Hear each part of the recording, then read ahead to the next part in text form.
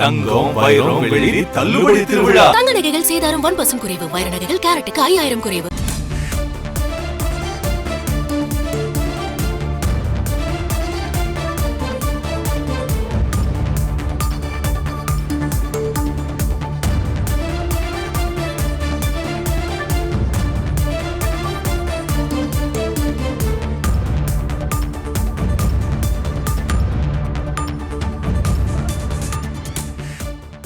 சபாநாயகர் மீதான நம்பிக்கையில்லா தீர்மானம் தொடர்பாக சபாநாயகர் அவையை விட்டு விலகியிருந்தார். தொடர்ந்து துணை சபாநாயகர் அவர்கள் அவையை நடத்தியிருந்த நிலையில தற்பொழுது மீண்டும் சபாநாயகர் இருக்கையில் அமர்ந்திருக்கிறார். அப்பாவு அவர்கள் முக்கிய செய்தியாக பார்த்து கொண்டிருக்கிறோம்.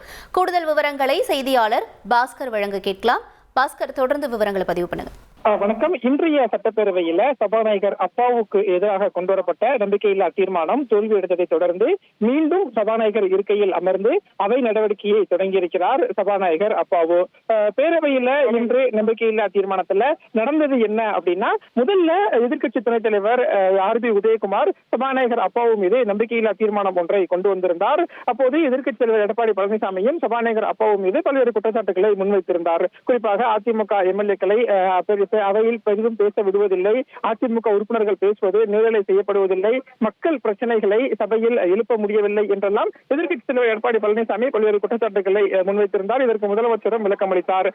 தொடர்ந்து இன்றைய அவையில சபாநாயகர் அப்பாவு மீதான நம்பிக்கையில்லா தீர்மானம் மீது வாக்கெடுப்பு என்பது தொடங்கியது. முதல்ல குரல் வாக்கெடுப்பு நடத்தப்படும் என்று அவையை நடத்திய துணை சபாநாயகர் பிச்சாண்டி அறிவித்தார்.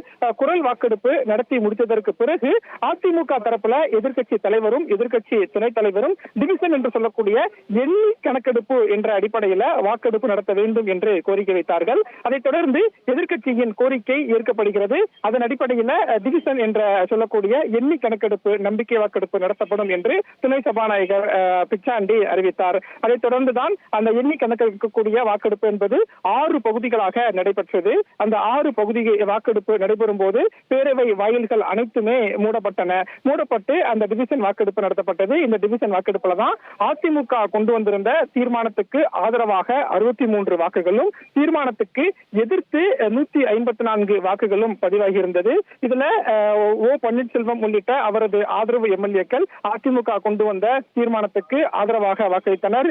முன்னாள் அமைச்சர் செங்கோட்டையனும் ஆதரவு வாக்களித்தார். இப்படியாக 63 வாக்குகள் ஆதரவாக இருந்ததை பார்க்க முடிந்தது. குறிப்பாக பேரவையில திமுகவினுடைய கூட்டணி பலம் அப்படிங்கிறது 159 இருக்கக்கூடிய சூழல்ல திமுக கூட்டணி சார்ந்த 5 பேர் இன்றைய பேரவைக்கு வரவில்லை. அதே மாதிரி அதிமுக எம்எல்ஏக்கள் 66 பேர் பேரவையில் இருக்கக்கூடிய சூழல்ல 3 பேர் இன்றைக்கு அதிமுக தரப்புல பேரவைக்கு வரல. அப்படிங்கிறதுனால ஆதரவு 63 அதிமுகவுக்கு இருந்ததை பார்க்க முடிகிறது. அதே மாதிரி பேரவையில நம்பிக்கையில்லா வாக்கெடுப்பு நடக்கும் போது பாஜக எம்எல்ஏக்கள் 4 பேர், பாமக எம்எல்ஏக்கள் 5 பேர் அவையில இல்ல. எனவே இந்த வாக்கெடுப்பை பாஜகவும் பாமகவும் அவையை விட்டு வெளியில இருந்தாங்க, அவைக்கு வரல அப்படிங்கிறது இதுல முக்கியமான ஒன்றா பார்க்க முடிகிறது. தொடர்ந்து நம்பிக்கையில்லா தீர்மானம் தோல்வி அடைந்ததை தொடர்ந்து சபாநாயகர் அப்பாவு இப்போது அவருடைய வழக்கமான அலுவல் நடவடிக்கையை தொடங்கி இருக்கிறாரு.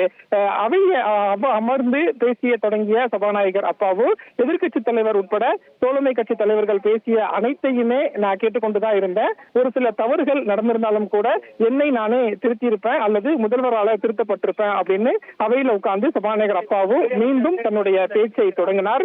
குறிப்பாக எதிர்க்கட்சியினருக்கு அதிக அளவு பேச வாய்ப்பளித்தது குறித்து முதல்வரோ அவரது சார்பாகவோ என்னிடம் இதுவரைக்கும் யாருமே பேசல.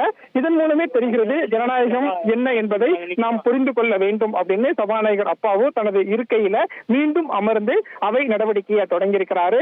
பட்ஜெட் கூட்டத்தொடர் மீதான மானிய கோரிக்கை விவாதம் என்பதும் பேரவையில தொடங்கியிருக்கிறது. தங்கம், வைரம், வெள்ளி தள்ளுபடி திருவிழா. தங்க நகைகள் சேதாரம் 1% குறைவு. வைர நகைகள் கேரட்டுக்கு 5000 குறைவு.